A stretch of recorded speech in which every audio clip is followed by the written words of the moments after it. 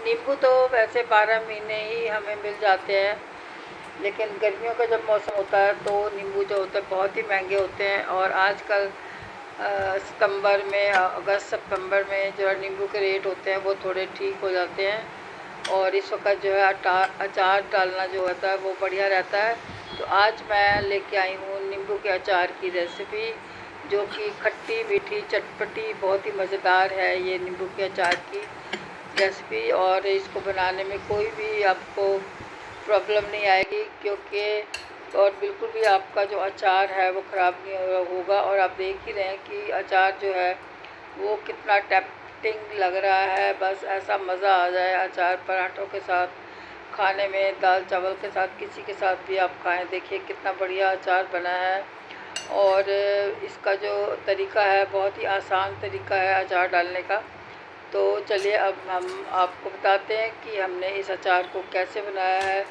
इस चटपटे से मज़ेदार से अचार को बनाने के लिए मैंने लिए हैं आधा किलो हमने पतले छिलके वाले नींबू लिए हैं। और आपने ये खास ख्याल रखना है कि जो नींबू है उसके अंदर ज़्यादा जो है दाग वाग नहीं होने चाहिए, बिल्कुल साफ़ सुथरे नींबू होने चाहिए। और पतली जो उसकी स्किन होती है वो पतली होनी चाहिए नींबू की, जिससे कि बाद में जो है गलने में बहुत ही आसानी होती है। वैसे एक दो अगर मोटी हो तो कोई बात नहीं, लेकिन पतला हो तो ज़्यादा अच्छा है।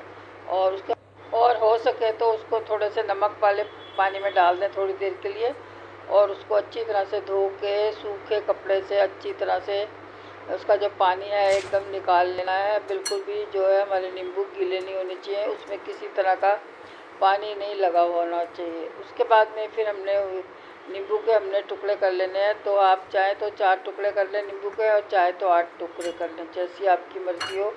और इनके जो बीज होते हैं उनको भी निकाल लेना चाहिए। और इस बात का ख़ास ख्याल रखें कि नींबू के में बिल्कुल भी पानी नहीं लगा होना चाहिए। अगर हो सके तो थोड़ी देर आप इसको धूप में भी रख सकते हैं, एकदम अच्छी तरह से पोंछ के नींबू का अचार डालें।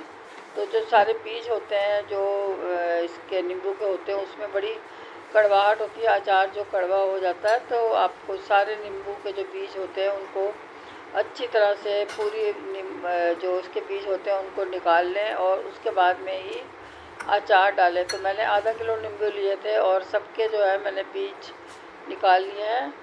और चाहे तो छोटे टुकड़े कर लें, जैसे कि मैं दिखा रही हूँ। एक नींबू के 8 टुकड़े भी आप कर सकते हैं। वीडियो अगर आपको अच्छा लगता है तो प्लीज़ जो भी मेरे नए व्यूअर्स हैं चैनल को सब्सक्राइब करें, वीडियो को लाइक करें, शेयर करें, सपोर्ट करें। ये मैं आपको जो नींबू के पीसेस हैं वो दिखा रही हूँ कि आप छोटे चाहे तो छोटे कर सकते हैं, आप बड़े चाहे तो आप बड़े भी कर सकते हैं। और ये मैंने प्लेट के अंदर सारे जो नींबू हैं वो ऐसे ट्रांसफ़र कर दिए हैं। और आधा किलो जो हमारे नींबू है उसके अंदर मैंने 2.5 चम्मच के करीब जो है वो डाला है नॉर्मल सॉल्ट जो होता है, आयोडाइज सॉल्ट।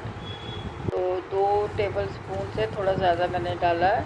और उस नमक को हमने खूब अच्छी तरह से इन नींबुओं में ऐसे लगा देना है। हाथ से लगाएंगे तो ज़्यादा अच्छा है। इससे जो होगा क्या कि थोड़ा नींबू का रस भी निकल आएगा, और नींबू जो है वो बहुत ही अच्छी तरह से मतलब गलने में आसानी होगी जब हम इसको थोड़े दिन के लिए ऐसे रख देंगे जार के अंदर डाल के। तो ये मैंने जो नींबू जो है वो अब जार के अंदर डाल दी हूँ। जो जार है वो आपका जिसमें भी आप डालें, अगर हो सके तो शीशे के जार में डालें तो ज़्यादा बढ़िया रहता है। और उसमें डाल के एकदम साफ़ होना चाहिए जार, और उसमें किसी तरह का कोई भी पानी वगैरह नहीं लगा होना चाहिए। और उसके अंदर हमने ये नींबू को ट्रांसफ़र कर देना है। इसके बाद में सारे नींबू डालने के बाद में आप जो है इसका ढक्कन बंद कर दें, और इसको जो है कम से कम 8-10 दिन के लिए हमने ऐसे ही छोड़ देना है। चाहे तो आप इसको किचन में ही छोड़ दें, और दिन में एक बार जो है इसको जो अचार है वो चम्मच से ऊपर नीचे कर लें। मतलब इसको दिन में एक बार या 2 बार जो है हिलाना ज़रूर है ऊपर। कम से कम 8 दिन तो आप इसको ज़रूर रखें। और इससे होगा ये कि नींबू जो है वो एकदम खूब अच्छी तरह से गल जाएंगे। और गलने के बाद में ही हमने इसके अंदर और चीज़ें ऐड करनी हैं। लेकिन आपने इस बात का ख़ास ख्याल रखना है कि उसको अगर आप अचार डाल रहे हैं तो उसको कम से कम दिन में एक बार जो है चम्मच से उसको ऊपर नीचे जो नींबू के पीसेस हैं उनको ज़रूर करना होता है, जिससे कि आपका जो अचार है वो बिल्कुल ठीक रहेगा, ज़्यादा देर तक चलेगा। तो ये मैंने इसके बाद में मैंने 2 चम्मच ले लिया सौंफ, और उसके बाद में हमने लिया है 1 चम्मच हमने जीरा लिया है, और 1 चम्मच भर के हमने काली मिर्च जो होती है वो ले लिया है, और उसको हमने थोड़ा सा रोस्ट करना हल्का सा, जिससे कि जो पीस अच्छी तरह से पीस जाए वो। ये मसाला जो हमने इस अचार में डालना है, ये हम बाद का प्रोसेस है। मैंने इसको 10 दिन बाद जो है अचार डाला है। अगर आप अचार डालें तो इसको दिन में 1 बार जो है नींबुओं को ज़रूर हिलाएं। तो ये मैं जो ये गुड़ होता है, आधा किलो अचार के लिए मैंने लिया है 200 ग्राम के करीब मैंने गुड़ लिया है। 200 से 250 है, इससे ज़्यादा नहीं है, क्योंकि अगर आप ज़्यादा डाल देंगे गुड़ तो अचार जो है वो बहुत ज़्यादा मीठा हो जाएगा। तो हमें जो है बहुत ज़्यादा मीठा नहीं चाहिए। तो जो ये मेरा गुड़ था ये पीस नहीं रहा था, मेरे से टूट नहीं रहा था, तो मैंने इसको प्लास्टिक की थैली में डाल के ऊपर से इसको डंडे से ऐसे मार दिया, और हमारे जो है छोटे छोटे टुकड़े इसके हो गए हैं। और उसके बाद में ये जो मसाला है इसको मैंने मिक्सी के जार में पीस लिया है, और बहुत ज़्यादा बारीक नहीं पीसना है बस। उसके बाद में अब ज़्यादा हमारे लंबा प्रोसेस नहीं है, क्योंकि ये जो नींबू मैं आपको दिखा रही हूँ ये 10 दिन बाद के नींबू हैं, और आप देखें कि नींबू जो है वो कितने बढ़िया गल गए हैं। बहुत ही, जब भी इसको खोलो इस डिब्बे को, ये जो शीशे का जार है, तो आप देखेंगे कि इसमें से बहुत ही अच्छी नींबू की खुशबू आती है। और ये देखिए मैं आपको नींबू दिखा रही हूँ कि कितने जो नींबू है वो हाथ से कैसे टूट रहा है, एकदम गला हुआ नींबू है। और जो नींबू का अचार है वो एकदम भी बिल्कुल भी कड़वा नहीं है, एकदम बहुत ही खट्टा मीठा नींबू का अचार बना है। तो ये मैं आपको फिर से दिखा रही हूँ कि सारे जो पीसेस हैं वो एकदम बहुत बढ़िया तरह से गले हैं।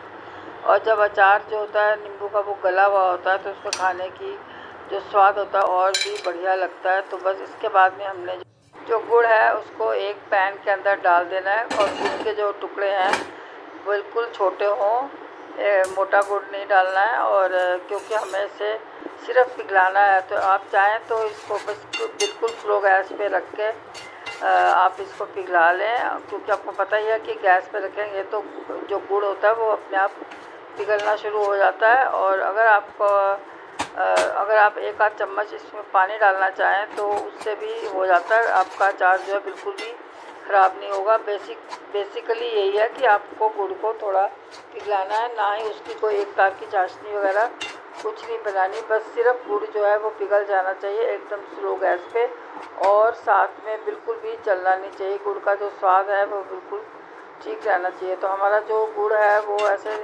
3-4 मिनट के अंदर गुड़ जो था वो पिघल गया था। बस उसके बाद हमने गैस बंद कर दी थी, और इसके जो छोटे छोटे टुकड़े हैं वो भी अपनी गर्मी में बड़े, जो गुड़ काफ़ी गर्म हो जाता है उसी में अपने आप ही पिघल जाएंगे। बाद में जो नींबू हमने गला के रखे हुए हैं 8-10 दिन से जो गल रहे हैं, उसको हमने एक बोल के अंदर ट्रांसफ़र कर लेना। आप इस बात का ख़ास ख्याल रखें कि कांच के बर्तन में हो डालें या फिर स्टील के बर्तन में डालें, ऐसे लोहे वगैरह के बर्तन में नहीं डालें, नहीं तो फिर आपकी जो चीज़ है वो कसर जाएगी, ख़राब हो जाएगी।